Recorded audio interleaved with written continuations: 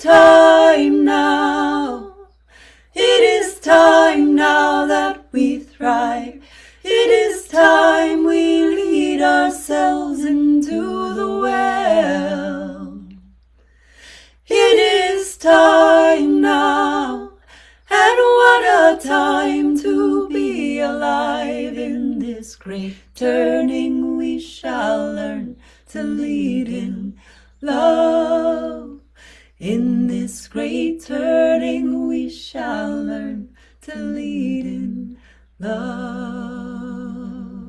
Humanity being given a terminal diagnosis as a whole species, that we're facing a climate crisis, a whole, polycrisis, meta-crisis, where all the systems are now starting to crumble. But if, as a human society, we can accept this deeply, it can wake us up. It can allow us to do things we haven't done before because we're seeing the situation clearly. We could touch things and understand things in our relationship with each other as other humans and the more than human world and the earth, that could be extremely powerful. So I think this offers us a powerful mirror for where we are now. On one level, things are not okay, right? There's so much uncertainty and breakdown and suffering, and we need to be very honest about that. But if we can allow ourselves to really feel that, not turn away, and something else can open, a deeper way of being here, where we're no longer acting just to secure a certain outcome, but because this moment calls for our full presence, our full heart. I imagine when people are giving birth, in the moment that the birth is happening, it's probably a panic situation. And I talk about in the book how like the panic zone sometimes gets a bad rep because the word panic is a little bit loaded.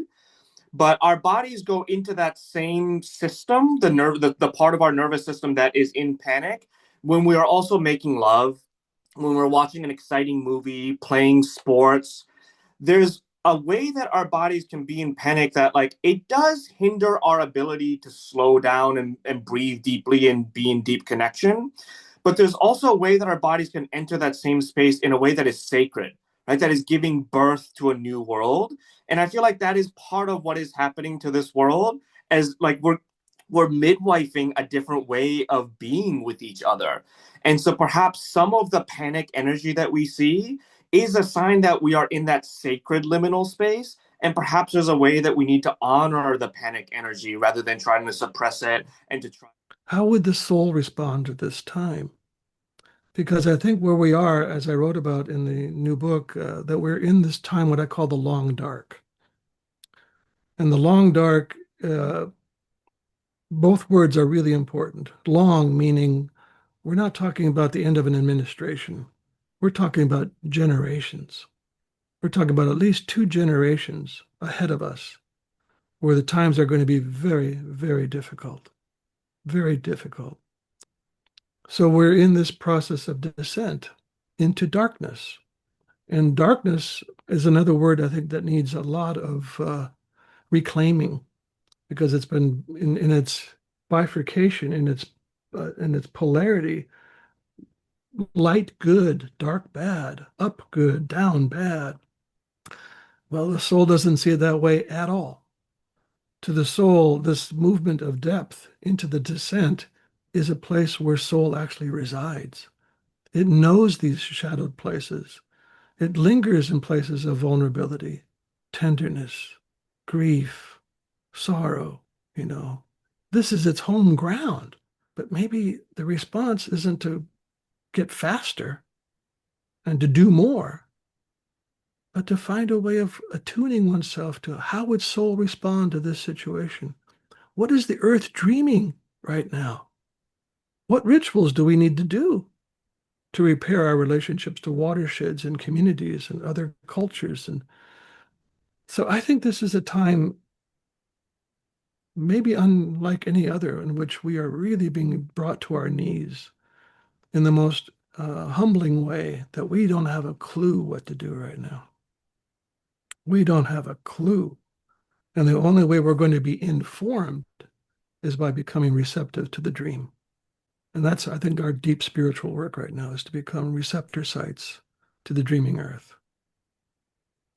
You know, there's a word that comes out of the Inuit tradition, kartsaluni. And I love this word.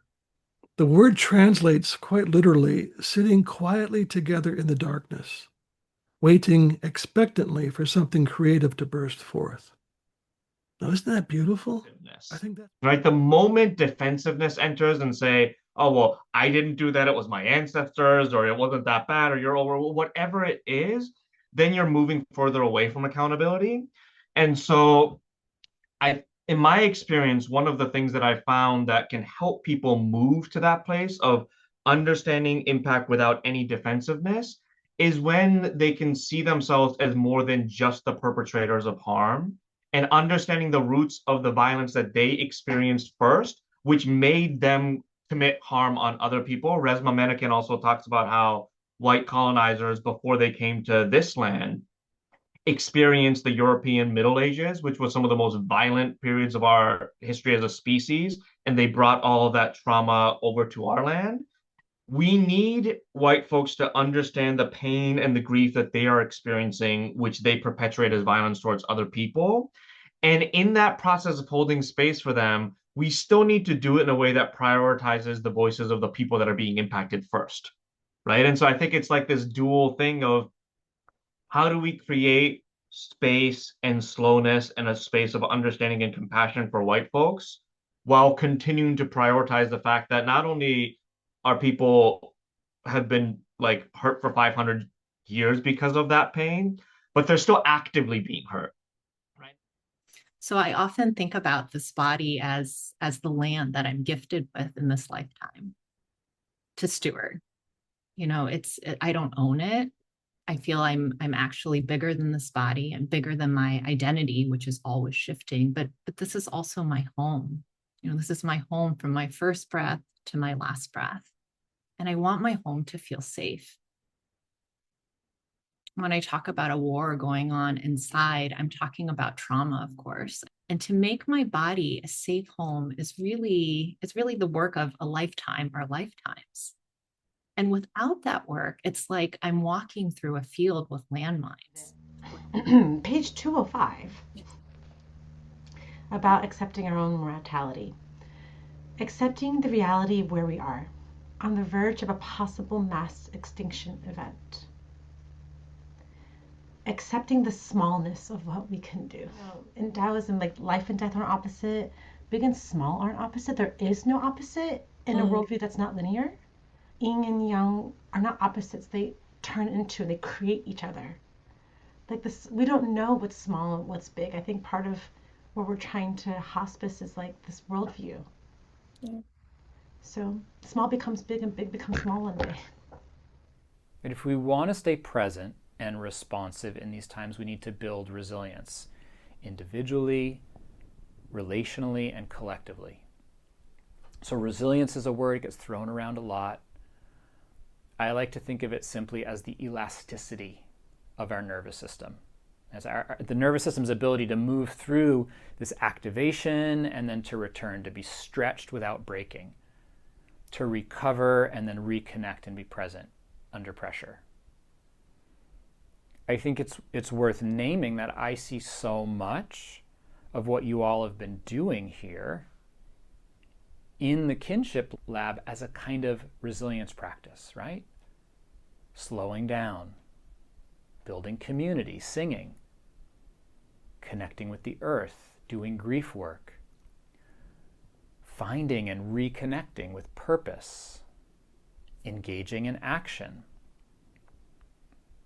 There's been a lot of research done on resilience in many different contexts, and two of the most powerful resources that consistently protect people against burnout are one, relationship, community, connection, and meaning. Being connected to what matters. We have to be strong, like the waves of the sea, the tides of our heart, rising up to be free. About 10 days ago, I was inside of a detention center with the children who are detained in Dilley, Texas. I told them, as we sat around a table and talked about what they wanted to say to the people on the outside of those walls, that I would go out with their words and I would bring their words to people, and people would sing their words in marches and in vigils, and people would sing their words online where we gathered in spaces like this. 13-year-old and 7-year-old from Venezuela that we were able to be with, they shared this incredible wisdom. They said, like, what we want people to know is, like, we're learning you have to be strong. We're like, what? They said, like, the waves of the sea. And we asked what else is strong? They said, hearts that know how to love. The love in our hearts rising up like the sea. Together we'll sing it till everyone. Now I sing from here. I sing from here. And you sing from there. Together we'll sing down the walls. The love in our hearts. The love in our hearts rising up like the sea. Together until everyone's free. I sing from here. You sing from there. Together we'll sing down the walls everywhere. The love in our hearts rising up like the sea. Together we'll sing until everyone. Say, together we'll sing. Together we'll sing until everyone. One more like a promise. Together